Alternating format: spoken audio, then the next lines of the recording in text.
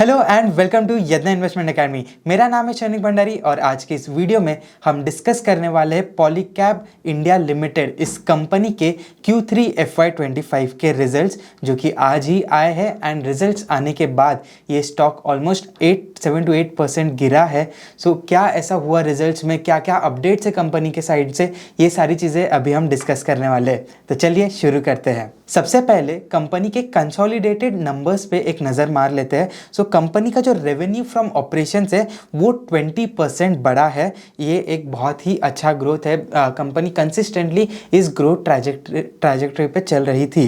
अगर हम कंपनी के कॉस्ट ऑफ गुड्स सोल्ड की बात करें तो वो भी थोड़ा ज़्यादा हेवियर साइड पे है। 22% से कॉग्स यहाँ पे कंपनी का बढ़ा है and this is mainly because of the increase in copper prices. तो अभी कॉपर प्राइसेस में थोड़ा सा करेक्शन आता हुआ दिख रहा है, लेकिन ईयर ऑन ईयर बेसिस पे कॉपर प्राइसेस अभी भी काफ़ी ज़्यादा है। तो उसी वजह से जो कंपनी का ग्रॉस प्रॉफिट मार्जिन जो है वो ईयर ऑन ईयर बेसिस पे 124 बेसिस पॉइंट्स से गिरा है। So it has come down to 25.7% in Q3 FY25। Similarly company का जो एबिडा मार्जिन है that was around 13.8% and the net profit was around 8.9%।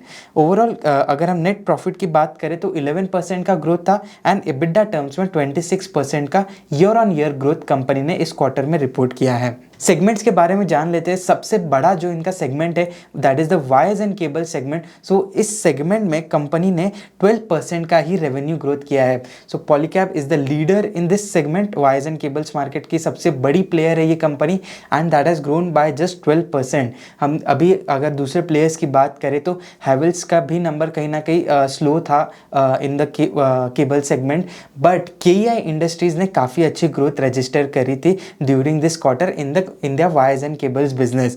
सो उसके मुकाबले ये जो 12% का ग्रोथ है ये कहीं ना कहीं काफ़ी स्लोअर साइड पे है।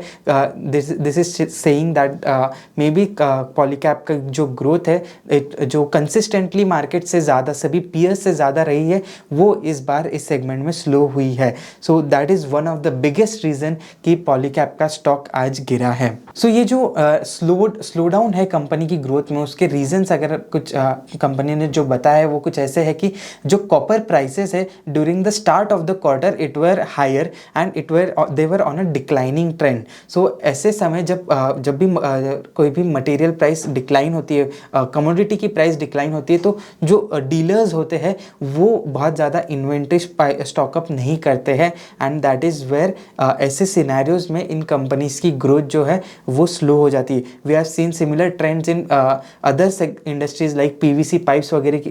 जब PVC प्राइसेस गिर रहे थे तब सिमिलर इशू PVC पाइप्स की कंपनीज को देखने को मिला था and same has happened with Polycab during this quarter. So इसके अलावा बिकॉज एक्सपेक्टेशंस ऐसी थी कि कॉपर प्राइसेस और वोलेटाइल रहेंगे, तो जो डीलर इन्वेंट्री थी वो ऑलरेडी काफ़ी ज़्यादा थी बिकॉज देन उन्होंने स्टॉकअप भी किया था and plus because of the higher prices यहाँ पे लास्ट क्वार्टर में डिमांड में भी थोड़ा सा स्लो डाउन देखने को मिला था। सो ये दोनों चीज़ों की वजह से जो सेकेंडरी डिमांड है, बेसिकली जहाँ एंड कंज्यूमर की डिमांड है वो स्लो डाउन थी। So these were the reasons कि डीलर इन्वेंट्री जो थी वो ऑन अ हायर साइड थी एंड अभी डीलर इन्वेंट्री थोड़ी लोअर साइड पे दिख रही है इन द इंडस्ट्री, ऐसा कंपनी का कहना है। कंपनी का जो इंटरनेशनल बिजनेस है वो भी एक इंपॉर्टेंट पैरामीटर है and it contributes to 8.3% of the consolidated revenue of the company. So यही रीजन है कि कंपनी के जो मार्जिन है इस सेगमेंट में वो ऑन अ हायर साइड देखने को मिले। 13.5% का मार्जिन कंपनी ने इस सेगमेंट में किया है। सो एक्सपोर्ट की हम और बात करते हैं तो अगर हम हिस्टोरिकली देखें तो Q4 FY23 was the best quarter for exports, लेकिन उसके बाद से हमें कंसिस्टेंट डिक्लाइन देखने को मिला था इन द एक्सपोर्ट बिजनेस। लेकिन लास्ट 2 क्वार्टर से Q1 FY25 के बाद कंपनी का जो एक्सपोर्ट बिजनेस है वो सिक्वेंशियली भी पिकअप करता हुआ नजर आया है। सो 247 करोड़ का revenue it increase to 336 crore in Q2 and now to 435 crore in Q3 FY25, contributing to 8.3% of the total revenue of the company. So export business में कंपनी का कहना है कि उनके मार्जिन जो है वो ओवरऑल इंडिया बिजनेस से बेटर रहते हैं and that is why they are targeting to increase this export revenue to more than 10%. So next जो सेगमेंट है कंपनी का, the second biggest segment is the FMEG segment. FMEG में company के पास कई सारे प्रोडक्ट्स है एंड ये एक छोटा सेगमेंट है, यहाँ पे बेस भी काफ़ी छोटा है एंड इसी के वजह से कंपनी का जो ग्रोथ है वो काफ़ी रोबस्ट रहा. 45% का ग्रोथ इस सेगमेंट ने रजिस्टर किया है कंपनी ने. इसी के साथ कंपनी का इस सेगमेंट में जो EBIT लॉस है वो भी कम हुआ है. 36.5 करोड़ से गिरकर लॉस जो है 12.6 करोड़ पे आ गया है. अगर हम मार्जिन के टर्म्स में बात करें तो EBIT मार्जिन जो -13% के थे वो अभी गिर के -3% पे आ गए हैं. तो लॉसेज जो है वो कम होते हुए नजर आए हैं इस सेगमेंट में. सो अगर प्रोडक्ट सेगमेंट्स की बात करें तो फैंस का जो सेगमेंट है यहाँ पे कंपनी ने प्रीमियमाइजेशन स्ट्रैटेजी को अडॉप्ट किया है एंड उसके बाद से इस सेगमेंट में कंपनी की जो ग्रोथ है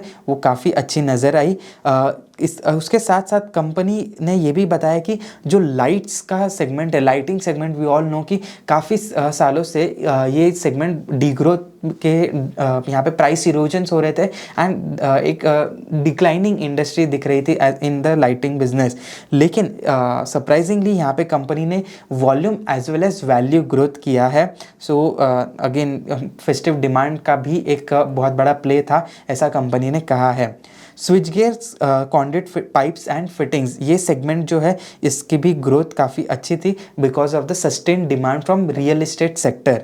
सो इन सभी सेगमेंट्स में कंपनी ने ग्रोथ अच्छी करी है and that is why company के जो ग्रॉस मार्जिन है वो एक्सपांड हुए हैं and the leverage has helped in curtailing the losses of the company. Other segment जो है कंपनी का that majorly comprises of the EPC business. So EPC again एक साइक्लिकल बिजनेस होता है, यहाँ पे ऑर्डर एग्जीक्यूशन पे रेवेन्यू रिकॉग्निशन होता है एंड अगेन Q3 FY24 से अगर हम देखें तो ये जो रेवेन्यू इस सेगमेंट का वो डबल हो चुका है, मोर देन डबल है. सो यहाँ पे एग्जीक्यूशन काफ़ी सारे हो गए प्रोजेक्ट्स के, that is why the growth has been phenomenal. But company ने ये कहा है कि जो मार्जिन्स दिख रहे हैं 11.3% के, that those are not sustainable. Company consistently they have been saying कि EPC बिजनेस के जो मार्जिन्स है वो हायर सिंगल डिजिट के साइड पर ही रहेंगे, ये एक in the medium to long term range. So यहाँ ऐसे कंपनी ने हमेशा से ही गाइड किया है and they are still maintaining the guidance despite delivering higher margins. कुछ और डेटा पॉइंट्स के ऊपर भी नज़र मार लेते हैं. तो कंपनी का जो केपेक्स स्पेंड है so that has been around 250 crore.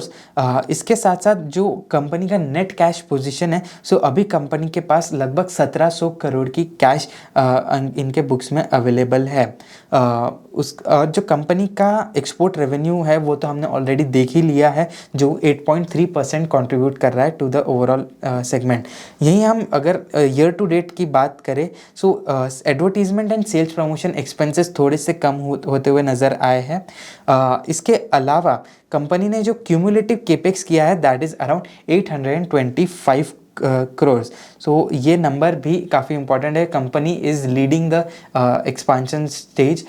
So company काफ़ी ज़्यादा केपेक्स करने के ऊपर फोकस्ड है एंड वो फोकस जो कंपनी ने पहले गाइड किया था लास्ट 2-3 क्वार्टर से, जो कंपनी बोल रही है कि हम 1100 करोड़ का केपेक्स करेंगे, that is being evenly distributed, वो हमें इस नंबर में पता चल रहा है. अब बात करेंगे कंपनी के सबसे इम्पॉर्टेंट अपडेट के बारे में. सो जो लोग ये कंपनी को ट्रैक कर रहे हैं वो जानते होंगे कि FY21 में कंपनी ने प्रोजेक्ट लीप नाम का एक प्रोजेक्ट शुरू किया था, जिसके अंडर उन्होंने टारगेट किया था 20,000 crore of revenue by FY26. So ये जो प्रोजेक्ट लीप है 5 ईयर प्लान था कंपनी का फ्रॉम FY21 टू FY26. यहाँ जब से कंपनी ने प्रोजेक्ट चालू किया है उसके बाद से कंपनी ने काफ़ी रोबस्ट ग्रोथ डिलीवर की है एंड इन कैलेंडर ईयर 2024 यानी कि 1 जनवरी से लेके 31 दिसंबर 2024 में कंपनी ने लगभग 21,000 करोड़ का रेवेन्यू ऑलरेडी कर लिया है. That is way ahead of its FY26 target. So इस कंपनी काफ़ी टाइम से बोल रही थी कि they will be coming up with a revised plan, revised tenure and revised strategy for the mid term guidance. इसी के चलते हुए कंपनी ने एक नया प्रोजेक्ट लॉन्च किया है, that is the project spring.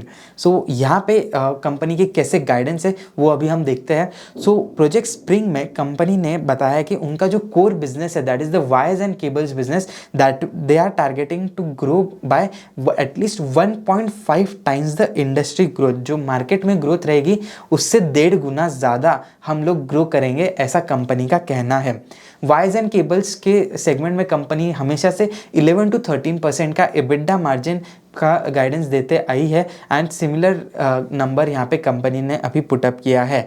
Again project leap में भी कंपनी ने बताया था कि they wanted to target more than 10% export revenue and similar guidance यहाँ पे नेक्स्ट 5 ईयर्स के लिए रखा गया है। सो कंपनी का डोमेस्टिक ग्रोथ तो काफ़ी अच्छा नज़र आ रहा है, लेकिन उतना पिकअप जो है शायद जो जिस तरह के एक्सपेक्टेशंस कंपनी ने रखे थे वो एक्सपोर्ट डिमांड में नज़र नहीं आ रहे हैं। दैट्स वाई एक्सपोर्ट ग्रोथ का टारगेट अभी भी सिर्फ 10% का कंपनी रख रही है। This is something which could be disappointing because export way something जहाँ से हम मार्जिन एक्सपांशन एक्सपेक्ट कर सकते थे। FMEG के बारे में बात करेंगे। कंपनी FMEG सेगमेंट में company 1.5 to 2x of the industry growth की बात कर रही है एंड यहाँ पे कंपनी का जो EBITDA मार्जिन का गाइडेंस है दैट इज़ अराउंड 8 to 10%।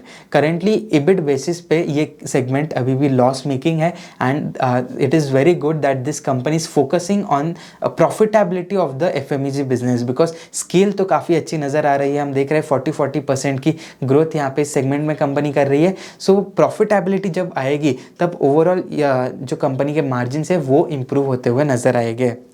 इसके साथ कैश फ्लोज के बारे में भी कंपनी ने कुछ गाइडेंस दिया है। सो नेक्स्ट 5 इयर्स में 60 to 80 बिलियन रुपीस का केपेक्स यहाँ पे कंपनी करने वाली है, यानी कि 6,000 to 8,000 crore of capex in the next 5 years, that is their target. So expansion जो है वो काफ़ी रैपिड रहेगा and it is necessary to support this growth because अगर हम इंडस्ट्री ग्रोथ की एक्सपेक्टेशंस देखें तो which it is around 2x of the GDP growth, 1.5 to 2x of the GDP growth. So वहाँ से 1.5 टाइम्स अगर आपको ग्रो करना है तो you have to be on your toes to build capacities because that is the only thing that will drive the revenue growth of the company. इसके साथ साथ कंपनी ने dividend pay out ratio more than 30% रखने का भी एक guidance यहाँ पे रखा है। सो अभी हम इस स्टॉक के वैल्यूएशंस की बात करते हैं। 92,000 करोड़ का मार्केट कैप है after today's fall and the stock is now trading at 6,125 rupees. अगर हम आज के रिजल्ट्स के को कंसिडर कर ले तो लगभग 50 के पी रेशियो पर कंपनी ट्रेड कर रही है। मीडियन लेवल्स की बात करें तो 1 year median P is around 56 whereas the 3 year median P is around 43। तो हमने देखा था कि एक फेज़ आया था जब सारी वायर्स एंड केबल्स सेक्टर की जो कंपनीज थी वो काफ़ी रीरेट हुई थी because of the strong growth in this industry. So that is Y जो 3 ईयर मीडियन के लेवल्स से 1 ईयर मीडियन लेवल्स बहुत ऊपर है। लेकिन करेंटली जो रिसेंट टर्म्स में कंपनी का जो स्टॉक करेक्शन हुआ है so that has let down the valuations of the company, but still the current P is also higher as compared to the 3 year and 5 year median levels. So उसके हिसाब से अगर हम देखें तो अभी भी स्टॉक थोड़ा सा प्राइसी लग रहा है। पीबी रेशियो के टर्म्स में बात करें तो अराउंड 11.5 का पीबी रेशियो है and EV by EBITDA is around 35 times. Despite the correction that the market has seen recently, इसके बावजूद भी ये जो कंपनी है इसने लास्ट 1 ईयर में 47% का रिटर्न अपने इन्वेस्टर्स के लिए जनरेट किया है। सो टू सम इट अप, हमें ऐसा लगता है कि आज का जो करेक्शन था that was because of the slow down in the wires and cable segment, लेकिन जो कंपनी ने नया गाइडेंस दिया है वो काफ़ी स्ट्रॉन्ग नज़र आ रहा है। 1.5x of the industry growth is not a joke. काफ़ी स्ट्रॉन्ग ग्रोथ की यहाँ पे कंपनी बात कर रही है because this is a very booming industry. काफ़ी सारे टेलविंड्स इस इंडस्ट्री के लिए हमें नज़र आ रहे हैं and that is why this stock is a part of our model portfolios. So I hope आपको आज का ये वीडियो पसंद आया होगा। इसे प्लीज़ लाइक कीजिए, अपने व्यूज़ कमेंट्स में बताइए और ऐसे ही और फंडामेंटल एनालिसिस के लिए बने रहिए यदना इन्वेस्टमेंट एकेडमी के साथ। Thank you.